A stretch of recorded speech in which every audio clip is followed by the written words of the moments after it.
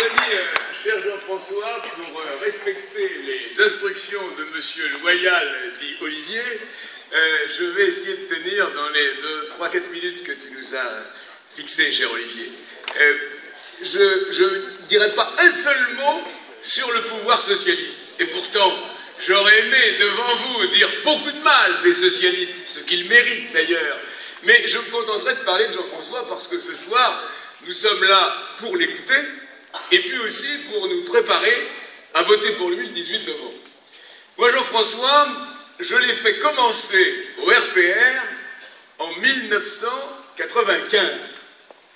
Il est arrivé à la demande de Jacques Chirac et d'Alain Juppé, c'était quand même pas des petites recommandations, et je l'ai pris comme délégué national au projet.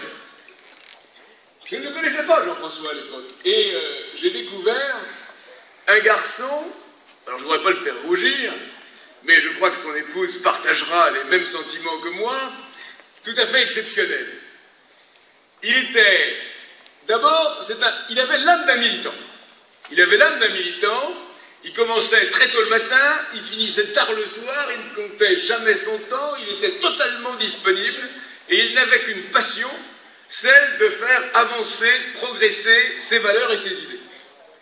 Il était efficace, il était compétent, il avait une bonne formation initiale, et je l'ai vu découvrir un monde militant qui n'était pas le sien au départ, avec une immense passion et avec un plaisir extraordinaire. Il se réjouissait d'aller passer du temps dans les réunions, qu'elles soient petites, moyennes ou grandes, de dialoguer, de discuter avec les nôtres, et de faire petit à petit avancer nos idées. Voilà Jean-François tel que je l'ai connu de 95 à 97, et à ce moment-là, je me suis dit, celui-là, il ira loin. Car son caractère, sa volonté, sa pugnacité, sa combativité ne pouvaient que le conduire à effectuer un parcours exceptionnel dans le monde politique. C'est ce qui s'est produit, je ne reviendrai pas sur les différentes fonctions qu'il a exercées, mais je dirais simplement qu'aujourd'hui, il est candidat à une fonction essentielle. Pas trop pour lui, mais surtout pour nous. Car ce que vous allez faire le 18 novembre, vous allez renverser l'ordre des choses. Généralement, c'est le patron qui recrute ses collaborateurs. Là, ce sont les militants qui vont recruter leur patron. Et c'est un vrai problème de recrutement. La seule question qu'il faut se poser, Édouard le disait justement tout à l'heure, ce n'est pas qui pourra en 2017 gagner l'élection présidentielle. Personne ne peut savoir aujourd'hui ce que sera l'année 2017 et comment les choses se dérouleront d'ici là.